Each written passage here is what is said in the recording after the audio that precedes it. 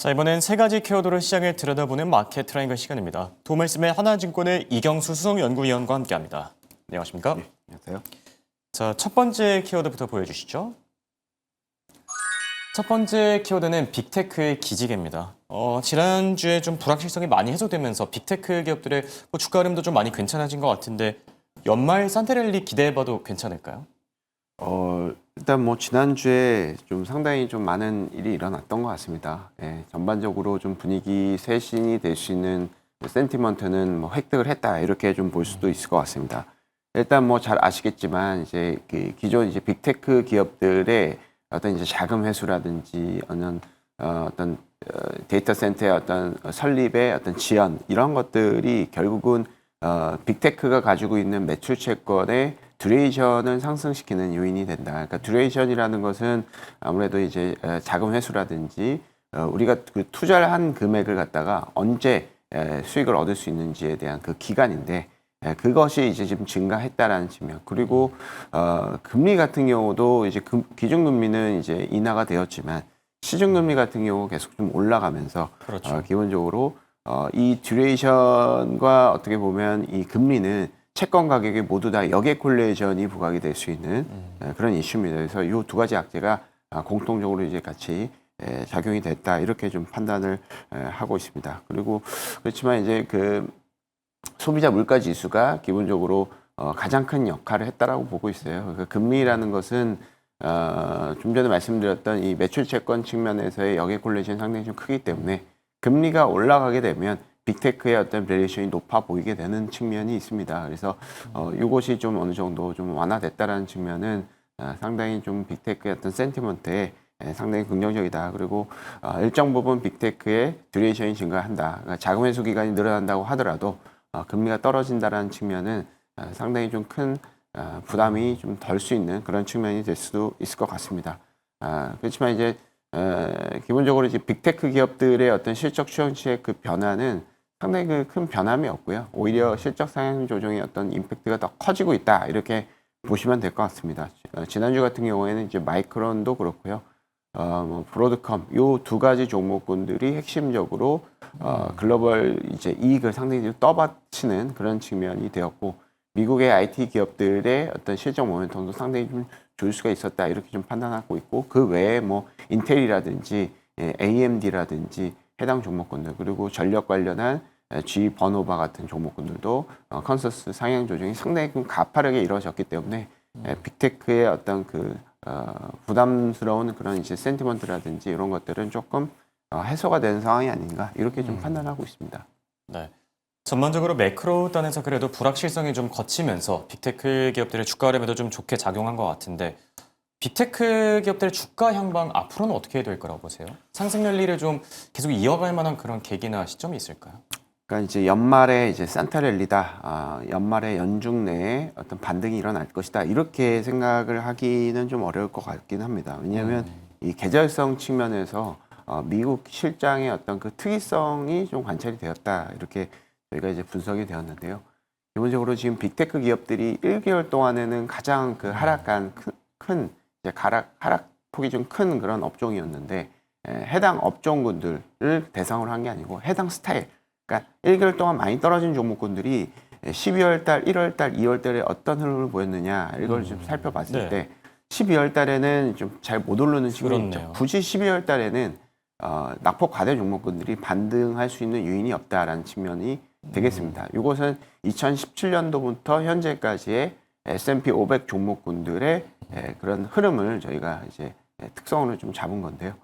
아무래도 이제 계절성 측면에서 봤을 때 투자자들의 어떤 행동의 특성이 있다. 그러니까 12월 달에는 북클로징이라고 많이 들어보셨을 겁니다. 기존의 성과를 갖다가 수익자한테 어느 정도 좀 이제 배분을 해주고 그래야 이제 국내 본인들 기관 투자자들한테 어떤 이제 수익이 배분이 될 수 있는 측면이 있다라는 측면.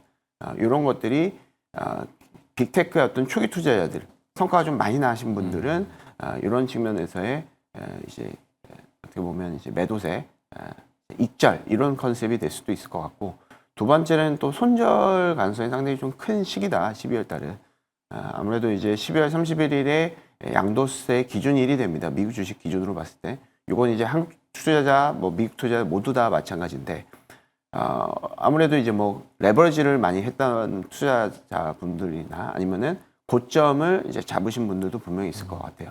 그러니까 빅테크 기업들의 수익률이 마이너스다라고 했을 때는 오히려 다른 종목군들의 양도세를 줄이기 위해서 이 빅테크 종목군들을 손절할 수 있는 상당히 좋은 타이밍이 될 수 있다라는 측면이 될 수 있을 것 같습니다. 그래서 우리 이제 그 미국 투자하신 분들은 이런 이제 양도세 때문에 손실나신 그런 주식을 갖다가 12월 달에 팔았던 그런 경험이 다 있을 겁니다. 그렇죠. 그런 측면에서 아무래도 요 두 가지의 어떤 계절성이 12월 달보다는 1월 달, 2월 달. 근데 보시다시피 1월 달, 2월 달 같은 경우에는 가장 해당 스타일, 낙폭 과대했던, 단기적으로 낙폭 과대했던 종목군들이 반등하는 그런 임팩트가 가장 강했던 달이 이제 1월 달, 2월 달이기 때문에 미국 주식 측면에서는 이런 특이한 계절성이 관찰이 된다. 그래서 저희는 이 빅테크 기업들의 물론 듀레이션이라든지 금리 상승에 대한 어떤 그 큰 부담이 있을 수는 있었겠지만 기본적으로 이런 계절적인 어떤 특성도 어느 정도 우리가 좀 살펴봐야 된다. 이렇게 생각하고 있어서 기본적으로 이제 빅테크 기업들은 1월 달에 반등 가능성을 저는 상당히 좀 높게 보고 있습니다. 네. 그렇다면 지금부터 이제 낙폭 과대 빅테크들을 좀 담아가는 게 좋을까요? 아니면 시선을 국내 쪽으로 좀 돌려서 국내 반도체 관련주들을 좀 담아가는 게 나을까요? 일단은 뭐 큰 흐름에서는 둘 다 우상향이다. 이거는 같을 것 같습니다. 뭐 빅테크가 급등을 하는데 국내 반도체가 뭐 급락할 것 같지는 않고 그 반대의 그 시나리오는 더 상상하기 좀 어려운 측면이 있죠. 아무래도 이제 빅테크 기업들은 이제 여러 가지 이 사업을 좀 여러 가지 사업을 포트폴리오 측면에서 많이 하는 측면이 있습니다. 지금은 이제 빅테크 기업들이 반도체 설계도 하지만 이제 소프트웨어 측면으로 B2C에 접근하는 종목도 있고요. 그리고 이제 우주 사업에 대한 어떤 이제 휴머노믹스라든지 이런 컨셉에 상당히 좀 부각이 됐던 그런 업종이 될 수도 있습니다. 다만 이제 한국 업종 같은 경우에는 너무나도 잘 아시다시피 이제 부품을 공급하는 그런 측면이기 때문에 아무래도 이제 그 확장성 측면 그리고 요 트렌드가 계속 좀 지속이 된다라는 과정에서 봤을 때는 미국 테크가 조금 더 낫지 않을까 생각이 들고 있고 환율 측면에서도 본다면 아무래도 이제 환율이 우상향 곡선이 뚜렷하고 이런 측면이 있기 때문에 이런 이제 빅테크가 조금 더 유리한 측면이 있을 수도 있을 것 같다.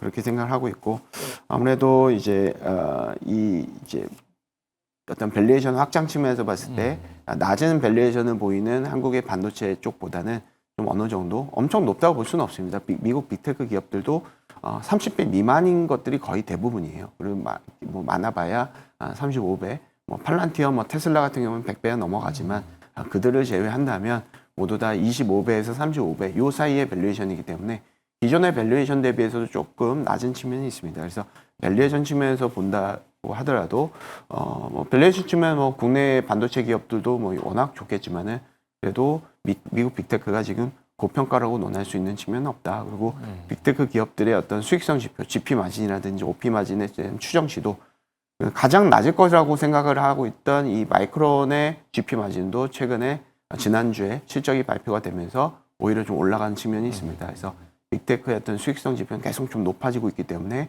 저희가 좀 항상 말씀을 드리는 IT 버블 때는 GP 마진이 떨어지면서 수익성이 좀 떨어지면서 기본적으로 버블이 붕괴됐던 측면이 있었는데 지금은 계속해서 수익성이 빅테크 기업들이 돌아가면서 계속해서 올라가는 측면이 있어서 지금 상황에서는 밸류에이션 측면에서도 큰 부담은 없다라고 이렇게 저는 생각을 하고 있습니다. 네. 결국 방향성 자체는 같겠지만 뭐 환율과 주가 탄력성을 고려했을 때는 빅테크 기업들에 조금 더 집중해 볼 필요가 있어 보이긴 하고요. 자, 두 번째 키워드도 같이 확인해 볼까요? 두 번째 키워드는 코스닥 신뢰 회복입니다. 정부가 지난주에 코스닥 신뢰 회복 방안을 발표했는데 세부 요건들은 어떻게 보셨을까요? 일단 뭐 상장 폐지 요건 강화 이런 것들이 부각이 되기는 했습니다. 그리고 코스닥 기업들의 약간 워낙 그 페이퍼 캠페인이라든지 뭐 거의 이제 그 영업 활동하지 않는 그런 종목군들이 꽤 있기 때문에 그런데요. 기본적으로 이런 것들은 중장기적으로 코스닥이라는 어떤 그 신뢰를 회복을 할 수 있는 그런 이제 심층적인 그런 컨셉은 분명히 들긴 합니다. 그렇지만 결국은 코스닥의 문제는 실적이 잘 안 나온다라는 얘기가 되겠습니다. 그래서 당연히 이제 상폐 요건을 강화를 해서 그런 이제 유령이라든지 좀비 기업들 아니면은 뭐 이제 상장 이후에 어느 정도 그 자금을 회수를 한 이후에 기본적으로 이제 관리를 안 하는 영업 활동을 약간 중작으로 하지 않는 종목군들에 대한 제재는 당연히 필요한 것이고요. 오히려 이제 코스닥의 기존의 어떤 실적 대비해서 더 높게 할 수 있는 이를테면 뭐 법인세 인하라든지 아니면 정부가 어떤 그 코스닥 시총 상위 종목군들의 어떤 그런 이제 정치적으로 좀 어느 정도 해소가 될 수 있는 그런 뭐 외교 활동이라든지 여러 개 대기업과의 어떤 브릿지 역할 이런 것들을 좀 잘하는 정책 이런 것들 실질적인 코스닥의 실적이 잘 나올 수 있는 그런 정책이 조금 더 필요한 상황이 아닌가 이렇게 생각을 하고 있고요. 다만 이제 서두에서 말씀드렸다시피 이런 코스닥 기업들의 상장 이후에 어떤 증자라든지 무리한 증자라든지 뭐 대주주의 어떤 그 매도세를 막 갑자기 한다거나 근데 최근 같은 경우에는 뭐 일단 코스닥 기업들이 상장 폐지 요건뿐만 아니라 이런 대주주들이 특정 종목군들의 매도를 하기 위해서는 미리 공지를 해야 되는 그런 요건도 이미 좀 강화된 것으로 알고 있습니다. 그래서 이런 신뢰성 측면에서는 좀 긍정적일 수 있다. 이렇게 좀 판단하고 있습니다. 네. 자, 그리고 기준 수익률의 코스닥 지수를 반영하는 방안에도 추진한다라는 얘기들도 들려왔거든요. 연기금의 코스닥 유인 효과가 있을 걸로 보십니까? 어떻게 생각하시죠? 연기금이 사실은 조금 그래도 이제 코스닥의 어떤 그 반등세, 추세 전환 이런 것들을 야기할 수 있는 핵심적인 수급 주체이긴 합니다. 그래서 언론 보도에서는 코스닥의 어떤 그 연기금의 국내 주식 안에서의 비중을 갖다가 3%에서 5%로 올리겠다 이런 식으로 이제 보도가 나왔는데 사실은 이제 그 운용하는 주체 자체가 국민연금의 운용력이지 사실 언론 보도라든지 정치권은 아닐 수가 있거든요. 사실 그렇게 되고 그 향후의 어떤 그 수익에 대해서 책임을 지라고 한다면 다시 또 운용력이 책임을 질 가능성이 높습니다. 그래서 그런 측면은 조금 더 우리가 조금 신중해서 고려를 해야 된다 생각을 하고 있고 지금 코스닥에 대한 이 벤치마크를 좀 추가시키겠다라는 것은 과거 이제 문재인 정부에서도 부각이 됐었어요. 이런 정책이 있었습니다. 국민연금의 그 벤치마크를 기존의 코스피 200에서 KLX 300으로 바꿨던 측면이 있거든요. KLX 300으로 바꿨다라는 것은 일부분 코스닥의 시총을 반영을 하는 측면이 있기 때문에 당시에도 코스닥을 좀 반영을 해서 이제 단기간에 어떤 코스닥의 지수 측면에서는 긍정적이었다라고 좀 판단이 됩니다. 다만 중장기적으로 봤을 때는 그 수급이 다시 운용력의 어떤 그 역할로 인해서 좀 부실하고 좀 밸류에이션이 높은 코스닥 기업들을 하나하나씩 덜어내다 보니까 지금은 코스피 200의 벤치마크가 아닌 새로운 약간 코스닥에서도 퀄리티 코스닥 플러스 코스피 200 이런 컨셉에 정확하지는 않지만 이런 벤치마크가 지금 현재 국민연금의 벤치마크로 다시 이렇게 좀 벤치마크가 이제 재개가 됐습니다. 그래서 지금 코스닥의 벤치마크를 좀 포함을 시키겠다. 벤치마크라는 것은 결국은 성과평가 측면에서의 기준이 되는 그 기준, 그 포트폴리오이기 때문에 그런 측면에서 좀 이제 무리하게 코스닥에 좀 넣는 전략보다는 코스닥의 밸류에이션이 좀 낮아지는 것들이 오히려 좀 더 중요하다. 그렇게 하기 위해서는 코스닥의 시총이 조금 더 중요할 수가 있다라고 생각을 하고 있고 아무래도 이제 코스닥의 밸류에이션이 높아진 것이 어느 정도 둔화되고 성장성이 좀 높아지고 그리고 지금 정부에서도 좀 계속해서 부각이 계속 이제 밀고 있는 AI라든지 뭐 바이오 투자라든지 이런 것들이 어느 정도 활성화된다라면은 자연스럽게 국민연금이 코스닥의 상당히 비중을 좀 높이지 않을까 이렇게 판단을 하고 있습니다. 네. 자, 그럼 세 번째 키워드까지 확인해 보도록 할게요. 보여주시죠. 세 번째 키워드는 환율 연말 종가입니다. 지금 정부가 이제 연말 환율 종가를 낮추기 위해서 말 그대로 총력을 기울이고 있는데 연말 환율 종가가 중요한 뭐 특별한 이유라도 있을까요? 연말에 그 환율을 통해서 기업들의 실적이 결정된다 이렇게 좀 보시면 될 것 같습니다. 환율은 계속해서 좀 변동시키는 측면이 있겠지만 우리는 굳이 연말 기준으로 재무제표라든지 대체제표가 결정이 되기 때문에 해당 실적에 대한 영향을 줄 수가 있다라고 볼 수가 있겠죠.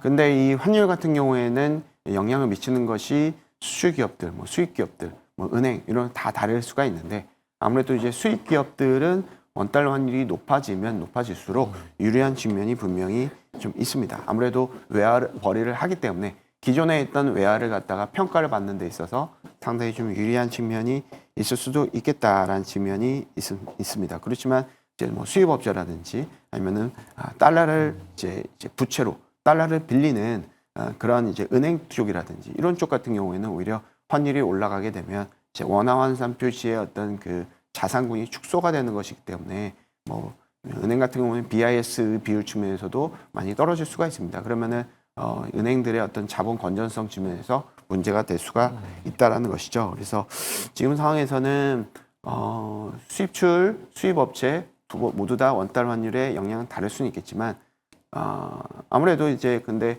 이제 한국 같은 경우에는 수출 기업들의 비중이 점점적으로 좀 높아지고 있습니다.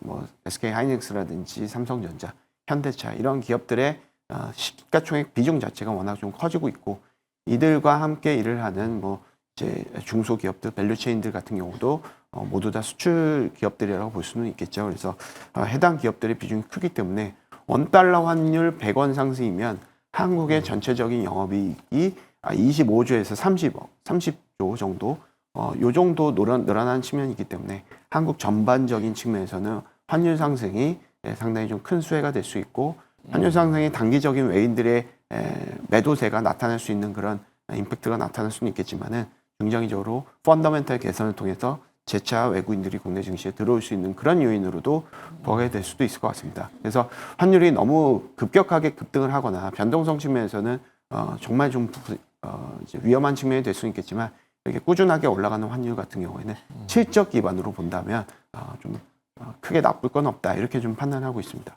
네. 연말 환율 종가가 단순한 숫자를 넘어서 더 큰 의미를 지니고 있다 이런 생각이 들기도 하네요. 지금까지 도매스의 이경수 수석연구위원과 함께했습니다. 네, 고맙습니다.